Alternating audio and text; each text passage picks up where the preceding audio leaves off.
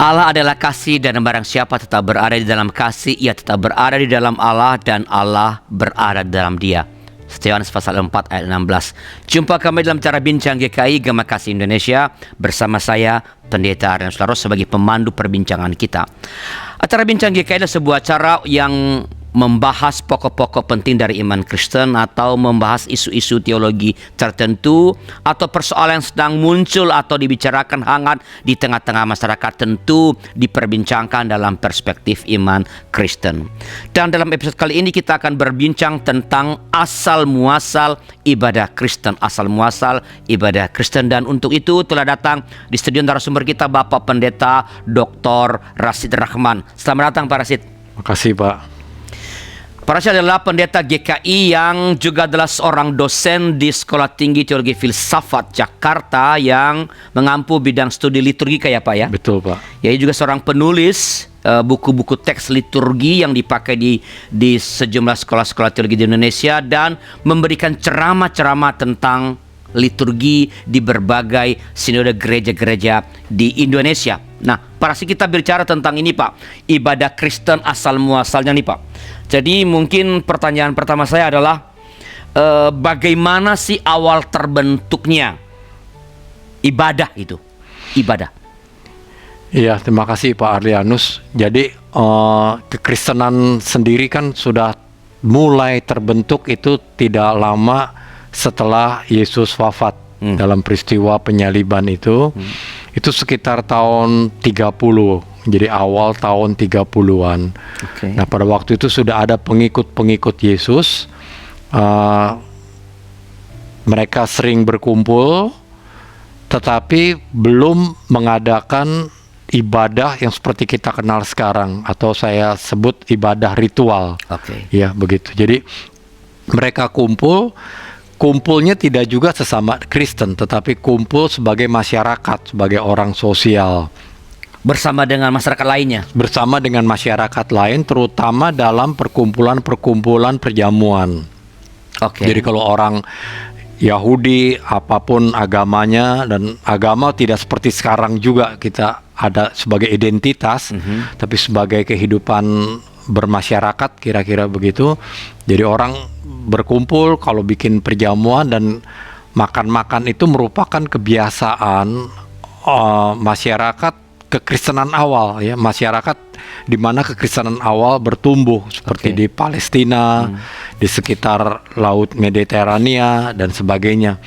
Nah, dari situ dalam perkumpulan itu terjadi percakapan-percakapan. Kalau perjamuan, percakapan-percakapan.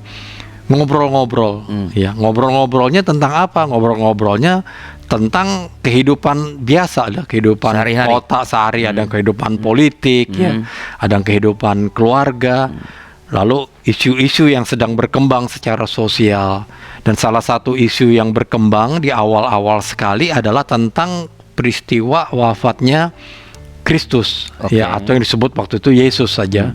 Yesus dalam penampakan orang-orang Romawi, ya, dihukum mati, disalib dan sebagainya. Begitu. Bahkan kekaisaran Romawi juga kemudian pernah curiga juga bahwa kekristenan membuat percakapan tentang Yesus, padahal Yesus itu dianggap orang subversif yang ingin melawan kekaisaran Romawi pada zaman itu.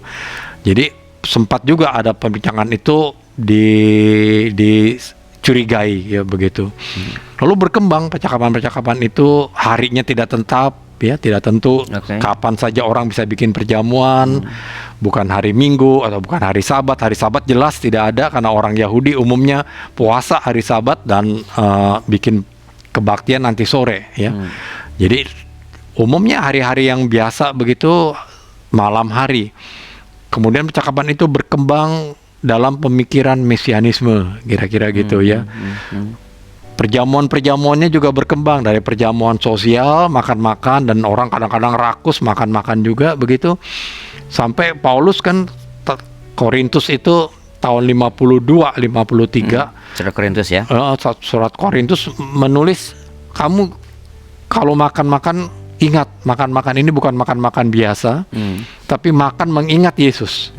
Karena makan ini dalam perjamuan Tuhan. Ya, jadi mulai ada nasihat untuk rapi dalam makan, menunggu orang-orang yang belum datang, belum hadir. Ya, baru muncul itu ya perjamuan Tuhan. Nah, itu istilah kan baru Paulus yang sebut ya. Terus mulai muncul lagi narasi-narasi kalau wafat nanti Mesias. Kalau Mesias bagaimana? Kalau Mesiasnya adalah Kristus, ya, Mesias bahasa Ibrani, Kristus bahasa Yunani, sama artinya. Tapi siapa yang jadi Mesias di antara kita? Yesus. Tapi Yesusnya mati. Ya. Lalu kemudian muncul juga ya guliran-guliran itu, mulai Yesus bangkit. Pokoknya Paulus tuh wanti-wanti kalau Yesus tidak bangkit percuma iman kita ya. Itu baru surat-surat belakangan ya. Kebangkitan itu penting ya. Jadi seperti dia mengampanyekan, membuat sebuah ajaran tentang kebangkitan Yesus. Jadi narasi-narasi itu. Ya baru kemudian tahun 65 ya Injil Markus kan, atau tahun 70 Markus mulai menyusun riwayat hidup Yesus. Ya mulai melayani juga belum lahir ya. Dari lahirnya baru muncul di Lukas dan di Matius nanti tahun 80-an. Jadi itu sebuah guliran. Ibadahnya mereka beribadah ritual ikut orang Yahudi. Jadi sebenarnya yang terjadi adalah dalam apa yang menjadi cikal bakal atau asal muasal dari ibadah Kristen itu adalah pertemuan biasa sebenarnya. Pertemuan biasa yang kemudian menyusun narasi-narasi tentang Yesus. Pertemuan itu terjadi di rumah-rumah orang tertentu atau sebenarnya sembarang saja sebenarnya? Dalam arti tidak ada ikatan orang, Pak, tetapi artinya orang yang mengundang perjamuan temannya datang kan harus punya rumah. Jadi bukan orang yang tinggal di, waktu itu ada istilah flat begitu ya. Jadi sebetulnya bukan apartemen seperti sekarang bagus tapi mirip orang cuma untuk tidur saja. Tidak ada dapur, tidak ada ruang makan. Jadi ada ruang pertemuan. Yang punya ruang makan, ruang pertemuan itu orang yang punya rumah. Jadi artinya orang kelas ekonomi atas. Oke. Ya, tapi orang kelas ekonomi atas ini punya hamba yang ikatannya dekat, sehingga hamba itu bisa diajak makan juga. Jadi perkumpulan mula-mula bukan hanya orang ekonomi atas, karena tuan rumah bisa mengundang yang bukan yang dari kalangan hamba. Supaya nanti ke depan bisa, kalau siapa nanti kita bisa diskusikan berikutnya. Tetapi gini Pak, apakah dalam pertemuan-pertemuan awal itu, ini kan kelas menengah yang punya rumah yang mengundang. Iya, betul. Lalu kan para hamba-hamba ada yang diajak juga di pertemuan itu. Betul. Itu pertemuan yang egaliter kah, atau sebenarnya ada perbedaan juga? Atau ada pertemuan-pertemuan yang hanya dihadiri oleh kalangan-kalangan kelas menengah begitu? Egaliter dalam arti tanpa batas, tidak terlalu murni seperti itu, Pak. Tetapi bahwa di dalam ruang makan itu ada tempat duduk yang tidak sembarangan diduduki oleh kalangan tertentu. Itu bisa karena kelas sosial, bisa juga karena hubungan baik. Jadi walaupun dia kalangan tinggi tapi hubungan tidak baik, lalu tuan rumah ya. Tuan rumah pengundang, jangan duduk dia dengan sebelah saya, misalnya begitu ya. Jadi dalam arti itu, karena ruang makan itu hanya sedikit orang, Pak, sekitar 11-12 orang yang makan itu. Jadi dalam arti tanpa batas, kesetaraan, semua orang dapat menu yang sama, betul. Tetapi dalam bangku itu, tempat duduk atau tempat berbaring makan itu tidak semuanya sejajar. Makanya ada cerita yang Yesus bilang itu kan. Kalau kamu diundang, duduklah di tempat yang tidak terhormat ketimbang di tempat terhormat tapi dipindahin, begitu diusir. Jadi rupanya itu menggambarkan suasana seperti itu. Suasana perjamuan itu. Nah, sebagaimana perjamuan dimanapun di dunia ini sebenarnya, bahkan sampai sekarang kan, itu kan ada percakapan-percakapan ya Pak. Iya. Kalau di perjamuan tertentu, misalnya perjamuan-perjamuan adat, itu percakapannya itu kan diatur Pak. Ya. Apakah dalam percakapan-percakapan di perjamuan yang belum jadi ibadah ini perjamuan yang jadi cikal bakal ini, percakapannya diaturkah atau berlangsung secara spontan sebenarnya? Umumnya spontan, Pak. Walaupun spontan pada waktu itu orang bilang kelasnya filsafat begitu, Pak. Kelas. Makanya beberapa filsuf menulis tentang perjamuan. Misalnya ada yang menulis tentang simposion kan banyak, Pak. Ya, beberapa lah. orang menulis Plutark misalnya ya, Plato juga menulis tentang simposium. Jadi itu karena suasana perjamuan Mediterranean itu umum pada waktu itu. Jadi orang macam-macam, kadang-kadang kelewat batas juga, kadang membuli juga ada. Iya, jadi bercanda juga kan, dan waktunya juga bisa lewat batas. Kadang-kadang serius ya, percakapan yang serius, tapi sekali serius, beberapa menit lagi kemudian ada yang baca puisi. Kadang-kadang beberapa menit lagi berubah lagi bercanda begitu ya, dan sampai lupa diri ya, bisa sampai malam. Makanya ada bacaan, hamba itu menanti Tuhan pulang malam itu. Dari mana? Biasanya dari perjamuan. Kapan pulangnya nggak tahu hambanya, bisa sebelum tengah malam, bisa tengah malam, bisa menjelang subuh katanya. Bisa jadi karena Paulus juga kan pernah bercakap-cakap di Makedonia itu, Kisah 20, bercakap-cakap sampai pagi. Besok pagi dia pergi ke pelabuhan, sampai ada yang nontonin dari atas itu Paulus bercakap-cakap. Etikus di lantai 3 karena ngantuk jatuh. Itu tengah malam jatuh mati. Jadi seperti itulah. Jadi percakapannya rileks sekali ya, yang disebut dengan simposion ya. Jadi ini saya mau kan Pak Rasi menyebut simposium, hubungannya dengan perjamuan itu apa? Jadi perjamuan itu nama aktivitasnya. Lalu aktivitas makan-makan itu atau aktivitas perjamuan itu terdiri dari 2 bagian besar. Yang pertama makan-makan. Jadi makan besar, orang begitu datang sudah cuci kaki, dicucikan kakinya, masuk ke ruang makan, lalu mereka dijamu makanan utama. Ya makanan utama macam-macam, kira-kira 1 jam. Lalu setelah itu ada ritus kecil namanya persembahan kepada dewa ya, libatio. Berarti ada unsur religiusnya. Ada unsur selalu Pak. Jadi karena saya bilang tadi agama adalah kehidupan sosial, bukan seperti zaman sekarang disebut ini identitas ya. Jadi ada unsur itu, persembahan itu ngapain? Mengangkat cawan. Jadi mungkin sekarang kalau orang toast gitu, toast begitu mungkin cikal bakalnya seperti dari itu. Situ, kan mengenang, saya mengenang siapa, mengangkat cawan itu ya. Ini juga ya ada dewa-dewa tertentu yang dihormati atau pahlawan yang dihormati. Toast begitu, lalu sudah itu namanya simposion. Simposion, posis itu cawan, sim itu sama-sama. Jadi minum bersama. Jadi acara minum sebetulnya simposium itu acara minum yang ada minuman dan makanan kecil, makanan ringan ada untuk menemani orang bercakap-cakap sampai kapan. Dan disitulah terjadi percakapan-percakapan itu. Percakapan, bercanda, hiburan-hiburan. Kadang-kadang ada atraksi juga, sirkus-sirkus kecil suka ada di situ. Ya, musik dan sebagainya. Nah, kalau itu awalnya dari kebaktian Kristen, berarti dapatkah kita mengatakan bahwa sebenarnya yang cikal bakal yang kemudian dikembangkan itu kita bicarakan nanti ini menjadi kebaktian itu adalah sebuah pertemuan yang sebenarnya berlangsung dengan sangat bebas dan bersifat sangat spontan begitu. Iya, jadi itu namanya juga belum kebaktian ya, karena kalau kebaktian mereka pergi ke sinagoge atau ke Bait Allah, dan Bait Allah belum runtuh, belum tahun 70 belum terbentuk ibadah ritual Kristen. Baru setelah tahun 70 itu lalu ibadah ritualnya orang Kristen kemana? Orang Yahudi yang Kristen tidak bisa ke Bait Allah, sudah runtuh. Ke sinagoge ada hubungan yang tidak harmonis dengan orang Yahudi. Jadi lambat laun pertemuan-pertemuan itu menjadi bersifat lebih ritual, bergulir Pak. Jadi mulai ada surat Rasul yang dibacakan ya dalam simposium itu.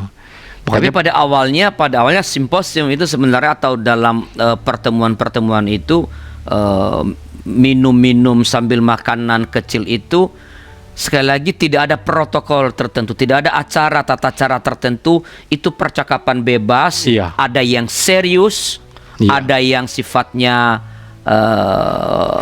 sastra, bebas bercanda. Tadi bilang mah ngebully ya. Bisa bully juga, bercanda. Bercanda begitu. Jadi adalah percakapan yang sangat dan dari inilah yang kemudian dari sini nanti akan berkembang menjadi pertemuan-pertemuan orang-orang Kristen. Ya, kita akan bicarakan setelah pesan-pesan berikut ini.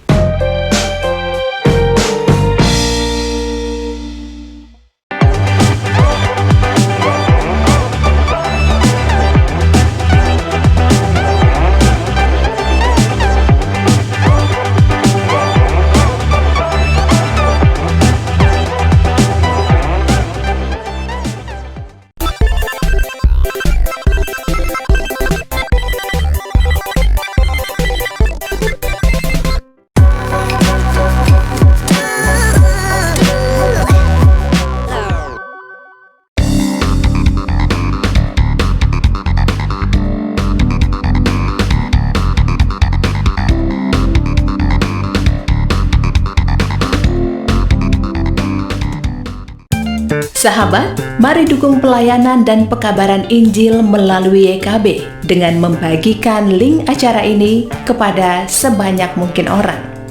Dukungan juga dapat saudara lakukan dengan mentransfer dukungan finansial ke rekening BCA ke nomor 450 305 2990 450 305 2990 atas nama Yayasan Komunikasi Bersama.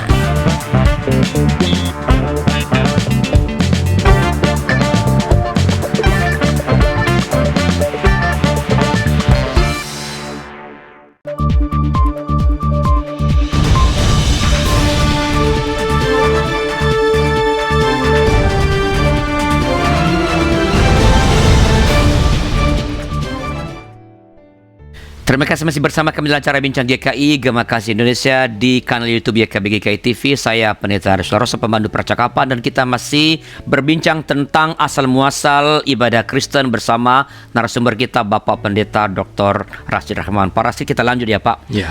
Tadi kan Pak Rasyid mengatakan bahwa awalnya itu pertemuan-pertemuan. Dalam pertemuan-pertemuan masyarakat itu atau kelompok tertentu itu kan bukan hanya orang yang percaya kepada Yesus ya Pak. Betul Pak. Jadi campur.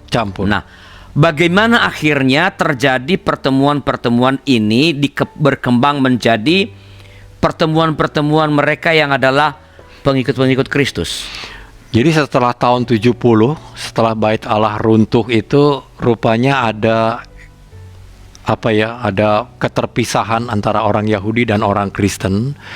Lalu ada juga soal haram dan halal untuk makanan, Pak. Oke. Jadi orang-orang Romawi, Yunani juga mulai terpisah-pisah, sehingga lama-lama bergulir pelan-pelan. Yang berkumpul itu adalah orang-orang Kristen, orang-orang yang percaya Yesus. Makanya cerita perjamuan malam terakhir yang di Injil-Injil itu diceritakan murid-murid semua murid-murid Yesus. Jadi tidak ada orang lain. Sudah mulai terbentuk itu. Lalu dari isi pertemuan mereka tentang surat yang dikirim oleh seorang rasul atau seorang penginjil, materi yang mereka percakapkan juga soal Yesus dan sebagainya. Jadi semakin eksklusif. Tapi jumlah mereka semakin banyak. Jadi pengikut itu rupanya bergulir semakin banyak karena percakapannya hanya satu tentang Yesus, kehidupan Yesus dan pengajaran Yesus. Lalu pertemuan data-data arkeologi menggambarkan ruang-ruang makan itu mulai dimodifikasi, Pak. Mulai besar. Ruang makan di rumah keluarga itu tadi, ya. Ada yang di sinagoge, juga mulai di atau rumah ibadah Yahudi mulai diperbesar. Ruang-ruang makan juga ada yang diperbesar, yang dipersembahkan oleh tuan rumah, lalu dimodifikasi karena jumlah mereka semakin besar. Ya, kita kenal dari gaya-gaya itu ya, ada penemuan penggalian itu. Sehingga kekristenan narasi juga makin berkembang. Yesus lahir, Yesus hidup, membuat mujizat, mengajar, macam-macam yang lain-lain. Lalu mulai ada hari-hari tertentu. Misalnya hari Minggu, ya hari pertama sebagai hari pertemuan mereka. Ada cara-cara tertentu, ya baptisan mulai ada caranya. Di awal sekali baptisan umum, ya orang melakukan itu, orang Yahudi melakukan juga baptisan di padang pasir. Lalu jadi artinya apa? Artinya ritus-ritus itu mulai terbentuk, ya mulai terikat pada hari tertentu, tempat tertentu, dan waktu tertentu. Juga dengan ritus ya. Dengan ritus, lalu dengan materi-materi tertentu, ucapan-ucapan tertentu. Baptisan tadinya biasa. Yohanes misalnya, Yohanes Pembaptis, biasa orang dibaptis saja. Tapi kemudian cerita Filipus sudah berbeda. Ya ada Filipus baptis dalam, kamu percaya Yesus ya, dalam nama Yesus. Ya kemudian berkembang baptisan dalam nama Tritunggal dan sebagainya, itu dari guliran-guliran itu, Pak. Nah tadi kan Pak Rasyid mengatakan sebelum hancurnya bait Allah di Yerusalem itu kan belum terbentuk yang namanya kelompok-kelompok khusus atau pertemuan-pertemuan khusus umat-umat orang yang percaya kepada Yesus. Iya. Karena mereka masih bisa ke Sinagoga, iya. Bait suci. Bait suci. Oke. Setelah itu hancur, baru merasa tidak ada tempat bagi mereka untuk kumpul secara khusus untuk membicarakan hal-hal yang berkaitan dengan Yesus. Begitukah? Kalau soal tempat, sebetulnya masih ada orang Kristen juga beribadah masih ke sinagoga. Masih ada. Kalau tempat, tapi yang lebih masalah adalah hubungan sosial, Pak, dan psikologis dengan orang Yahudi. Jadi hubungan ini kan retak nih secara sosial. Ya, orang Kristen Yahudi curiga kepada orang Yahudi lebih curiga lagi itu kepada kecurigaan Kristen. muncul dari mana, Pak? Kan Karena- kalau sebelum runtuhnya Bait Allah tadi kan mereka masih perjamuan sama-sama kok, saling mengundang lah, Iya, sebut seperti itu. Iya. Jadi peristiwa runtuhnya itu yang menimbulkan dampak psikologis, Pak. Peristiwa runtuhnya itu ya. Siapa yang meruntuhkan? Ya, jadi tidak semudah kita bilang ini, lalu kedua pihak sama-sama punya kendala sosial dan psikologis itu. Dan itu yang pada akhirnya membuat orang-orang yang percaya kepada Yesus itu mulai bertemu hanya di antara mereka saja. Mulai begitu? di antara mereka saja. Nah, ketika mereka mulai bertemu hanya di antara mereka, kan apakah pertemuan itu meneruskan model perjamuan praruntuhnya Bait Allah, atau udah mulai langsung pertemuan untuk berbicara tentang percakapan berpusat pada Yesus? Modelnya masih, Pak. Jadi model makan-makan dulu ya. Jadi modelnya tidak segera berubah gitu ya. Jadi masih makan-makan. Dan soal retaknya hubungan itu tuh terlihat sekali di dalam Injil-Injil gitu. Kalau surat-surat Paulus, surat-surat Rasul belum ada soal retak, tapi Injil itu kan Yesus konflik dengan orang Farisi, dengan orang Saduki ya. Ini kan kelompok-kelompok Yahudi, bahkan ada ahli yang mengatakan orang Yahudi zaman itu, abad pertama awal itu semuanya masuk kelompok-kelompok itu. Jadi nggak ada yang bebas itu. Jadi artinya seperti mungkin orang Indonesia di awal-awal kemerdekaan semua masuk partai gitu, Pak. Jadi kira-kira begitu. Jadi mereka punya partai Saduki, partai Farisi, partai ini, partai semuanya banyak. Jadi kalau Yesus berkonflik dengan salah satu dengan mereka, artinya Yesus berkonflik dengan orang Yahudi. Dan ini orang-orang yang percaya kepada Yesus yang bertemu itu salah satu partai jadinya. Penulis Injil menggambarkan kekristenan mulai konflik gitu.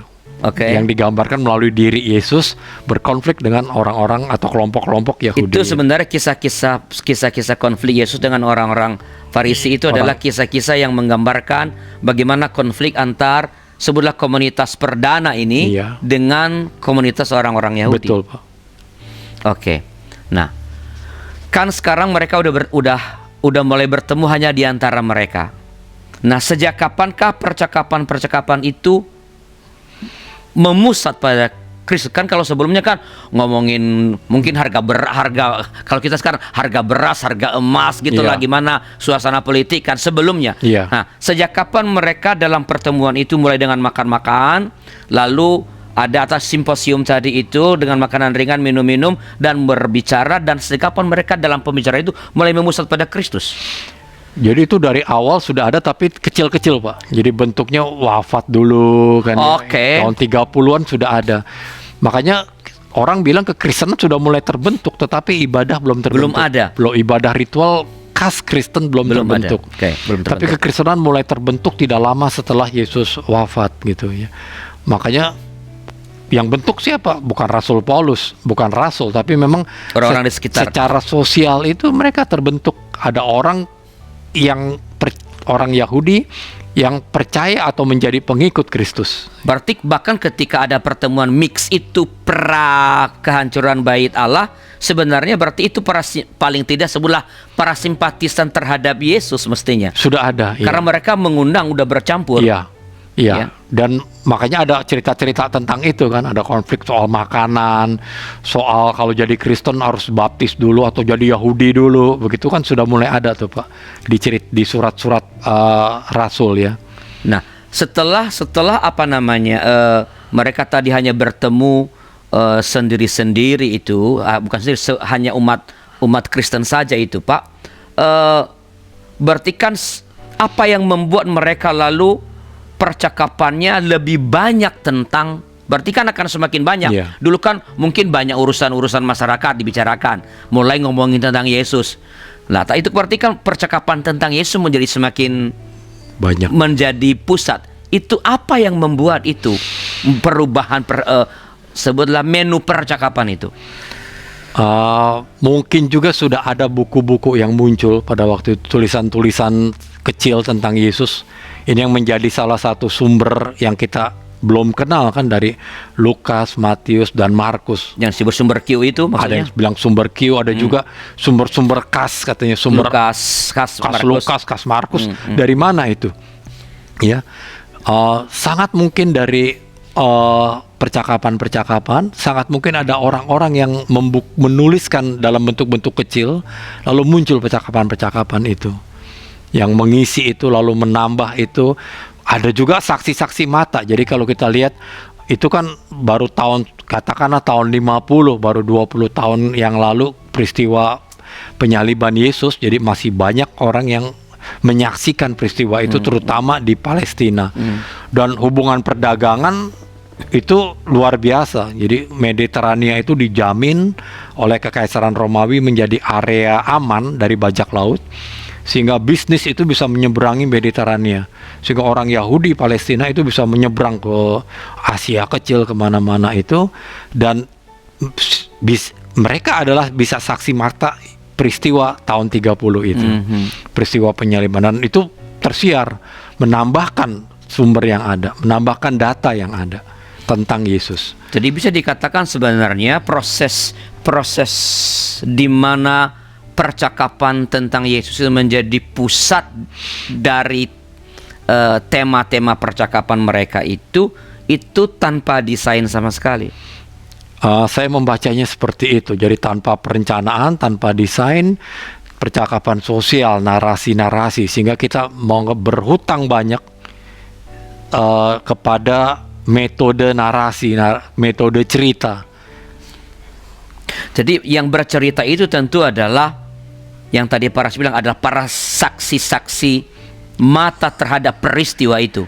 Bisa Saksi mata, bisa orang yang membaca sebuah sumber, ada juga orang yang mendengar dari sumber pertama, ya, yang dibawa ke ruang-ruang perjamuan. Jadi sumber-sumber, sebutlah sumber-sumber tertulis, ya, tentang peristiwa di sekitar Kristus itu dalam bentuk yang kecil-kecil barangkali tersedia pada pasca kehancuran Iya. Bait Allah itu sudah Iya. tersedia, ya. Iya, bahkan udah besar kalau pasca runtuhnya Bait Allah sudah besar, Pak, karena sudah ada Markus, ya, ada Markus, ada surat-surat Rasul kemudian, dan Paulus sudah ada, dan Injil-Injil sudah 4. Berarti sebenarnya ibadah yang sekarang kita sebagai ibadah Kristen berawal dari pertemuan-pertemuan dan percakapan-percakapan yang memusat kepada Kristus itu terjadi begitu saja. Itu agak menakjubkan, ya, bahwa di tengah-tengah sebut tadi kan mungkin sudah ada konflik, ya, dengan orang-orang Yahudi. Percakapan ini di sekitar itu kok bisa semakin menguat gitu loh, Pak. Mestinya kan semakin melemah karena mereka masih tentu sedikit dibandingkan dengan orang-orang Yahudi dong. Iya, sedikit sekali, dan sempalan, ya. Sempalan, dan mestinya kan itu mestinya semakin mengecil karena nggak ada dukungan. Iya, itu yang di luar akal kita, di luar logika kita. Tidak ada dokumen-dokumen yang menjelaskan itu. Belum tahu saya. Tapi memang itu menarik, ya, kalau memang ditekan, tapi justru berkembang, ya. Pertemuan arkeologi itu, rumah-rumah cikal bakal gereja kemudian itu mulai berkembang dari yang kecil, renovasi, bahkan awal abad kedua sudah ada yang 2 kali diperbesar, Pak. Ya, jadi beberapa tempat itu sudah memperbesar sekitar Mediterania. Jadi ketika ibadah-ibadah itu belum terstruktur, sebenarnya sudah ada orang-orang yang percaya kepada Kristus yang merelakan ruang-ruang makan mereka di rumah direnovasi demi memberi tempat pada percakapan yang semakin Lebih luas. karena dihadiri oleh Iya. orang semakin banyak. Makanya Lukas bisa bercerita ada 3.000 orang dibaptis pada zaman itu. Itu tahun 80-an, 85 ya. Jadi artinya apa? Ada pertumbuhan secara Yang sangat luar jumlah biasa dalam kekristenan. Oke. Nah, tentu saja peran Rasul Paulus dengan surat-suratnya tentu ada di dalam proses pembentukan ritus-ritus nanti ya Pak. Tapi kita akan bicarakan itu setelah pesan-pesan berikut ini.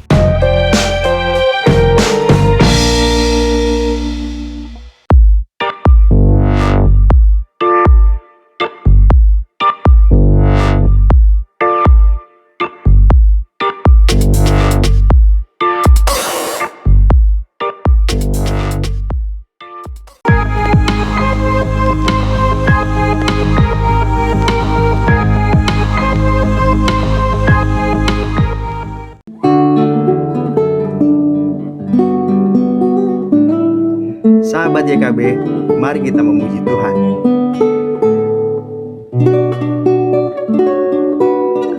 Saya Octavianus akan menemani Anda 2 kali dalam sebulan, setiap hari Kamis setelah program Pernikahan Bahagia. Dengan instrumen gitar, saya akan memainkan lagu-lagu yang pernah kita dengar dalam konsep fingerstyle gitar.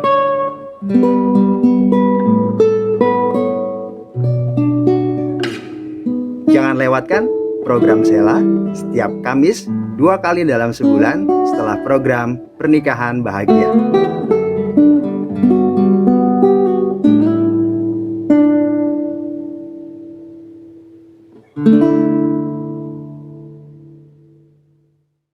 Halo sahabat YKB, kami akan menyapa Anda dalam program baru berbahasa Toraja, Umpama Tanah Pena atau Penyejuk Hati bersama saya, Rismawati Palute.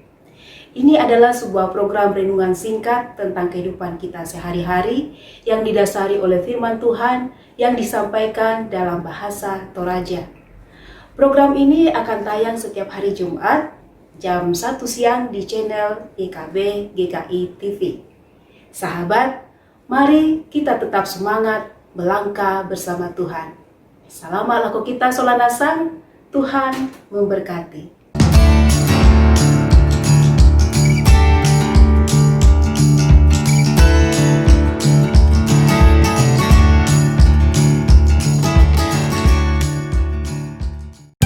Sahabat, mari dukung pelayanan dan pekabaran Injil melalui YKB dengan membagikan link acara ini kepada sebanyak mungkin orang.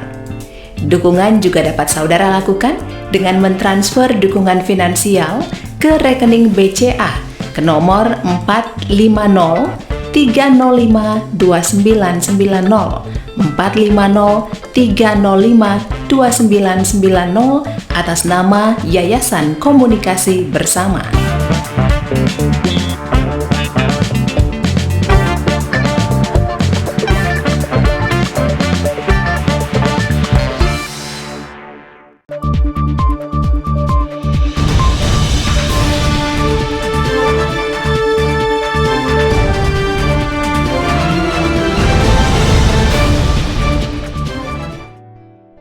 Terima kasih masih bersama kami dalam acara Bincang GKI Gema Kasih Indonesia. Saya Pendeta Ernest Loroso, pembantu percakapan dengan narasumber kita, Bapak Pendeta Dr. Asir Rahmat. Kita berbicara tentang asal-muasal ibadah Kristen. Dan ini adalah segmen yang terakhir.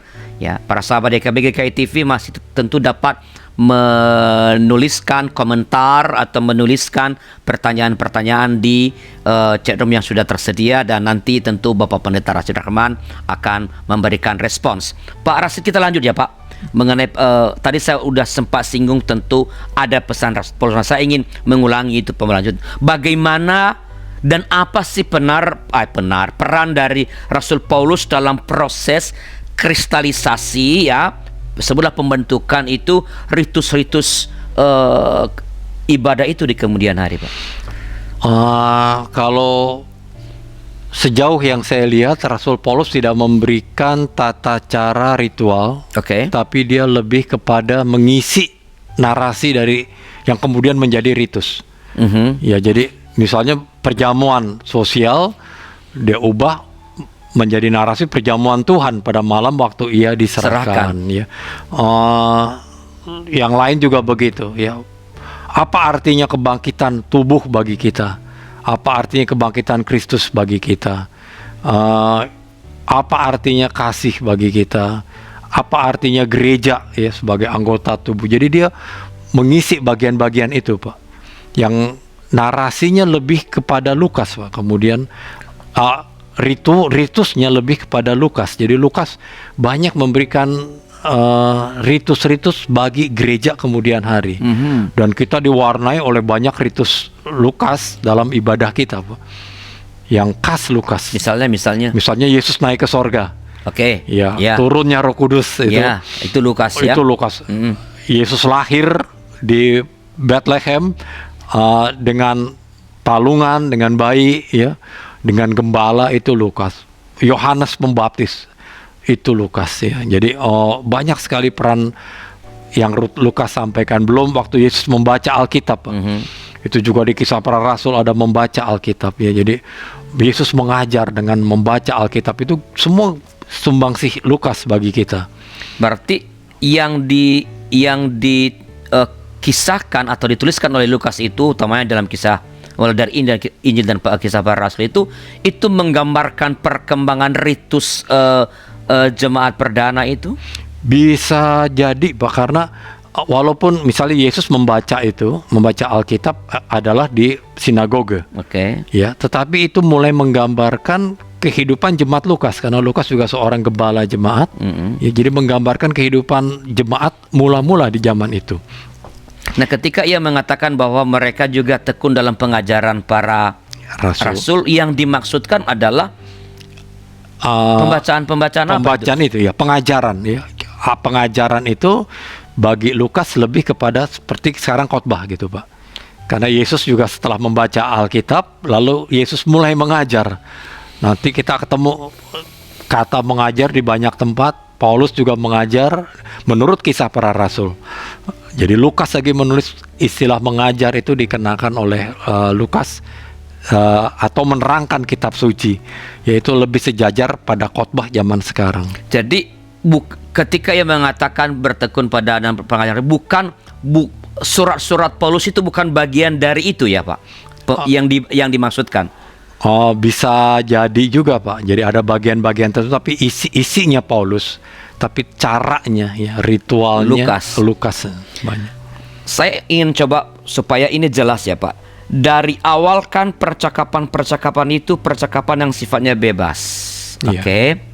Kemudian berkembang, isunya bukan lagi isu yang sangat macam-macam, tapi isunya tentang Yesus. Ya, Yesus. Lalu kemudian tadi berkembang, Lukas mengatakan mencatat bahwa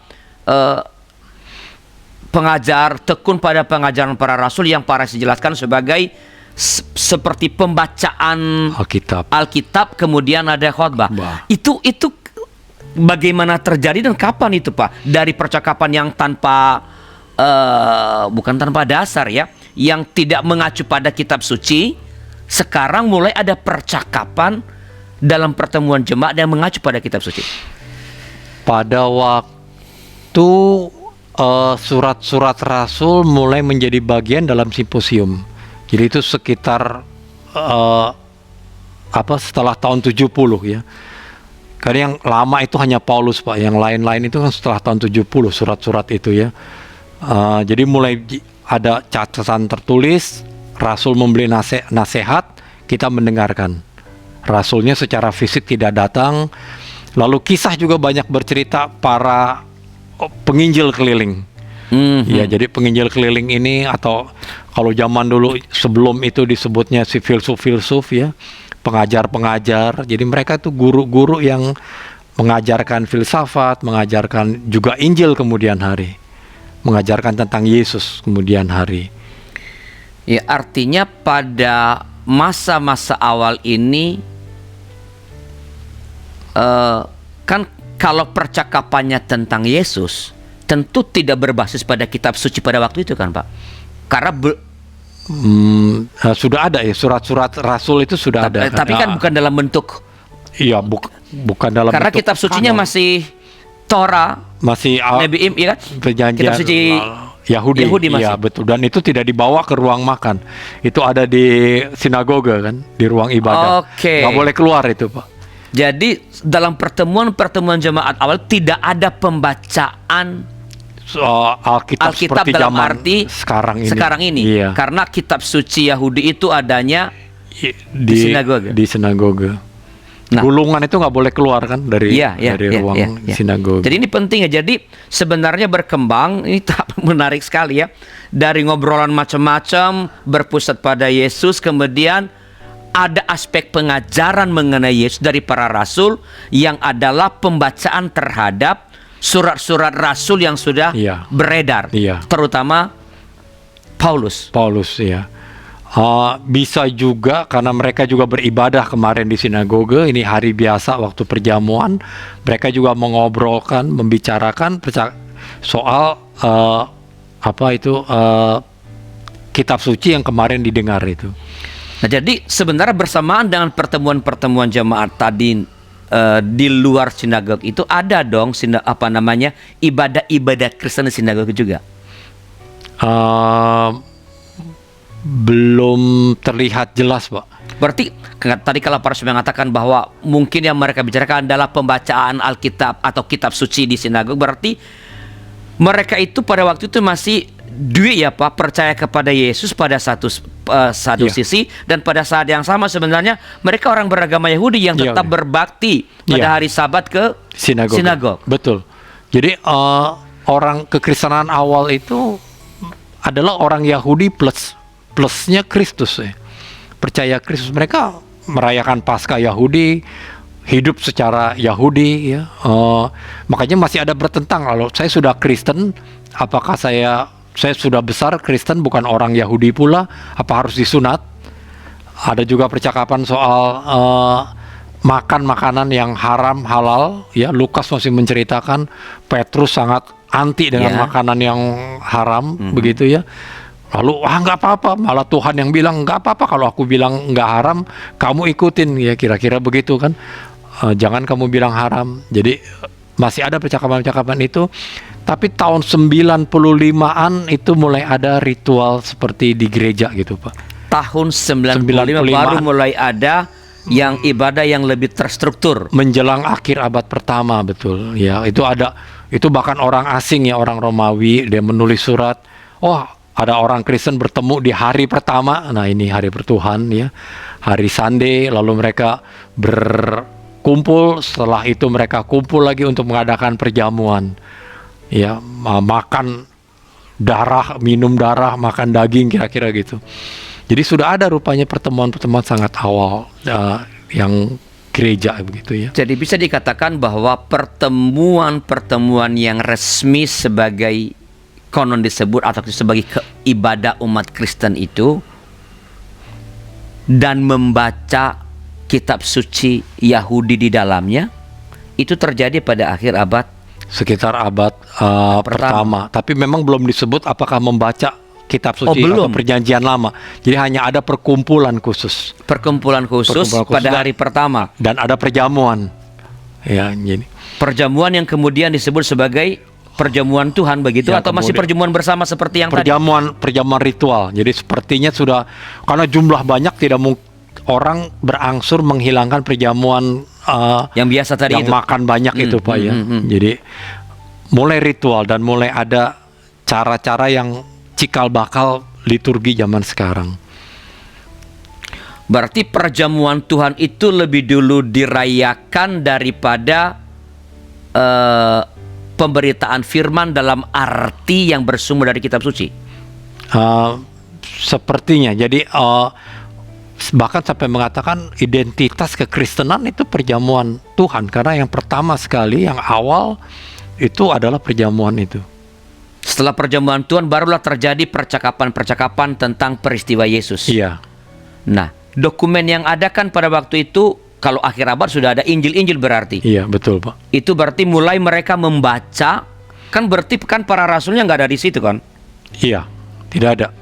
Jadi pembacaan-pembacaan yang kita tidak, yang pasti belum tentu kita nggak tahu apakah ada pembacaan kitab suci Yahudi, tetapi pembacaan terhadap surat-surat para rasul, termasuk apa yang kita kenal sebagai Injil-Injil sekarang itu udah mulai terjadi pada berangsur dan memang tidak serempak juga, Pak, ya. Oke. Jadi sekali waktu ada, sekali waktu tidak ada. Jadi itu sebuah guliran yang rentang waktunya bisa sekitar 40-an tahun berjalan sampai, atau bahkan 100 tahun ya, sampai pertengahan abad kedua bentuknya sudah mulai jelas sebagai ritual, ibadah ritual Kristen. Nah, ini yang saya ingin mendapat penjelasan lebih clear, Pak. Jadi kapan dan bagaimana pada akhirnya ibadah yang spontan tadi itu bergulir begitu saja itu mendapatkan bentuk yang lebih terstruktur itu, walaupun belum seperti sekarang tentu saja.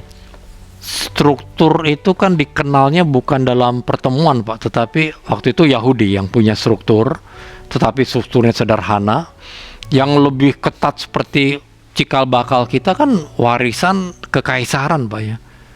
Jadi militer dan kekaisaran, di mana orang berdiri, duduk sama-sama, berprosesi sudah jelas kekaisaran, Pak, ya. Jadi baris itu ya, dan memakai istilah-istilah itu, ada votum, ada sakramen, macam-macam itu semua kan dari tradisi Kekaisaran. militer dan kekaisaran, ya, istana. Dan itu kemudian ya. Itu kemudian, jadi setelah mungkin abad ketiga ya mulai terbentuk.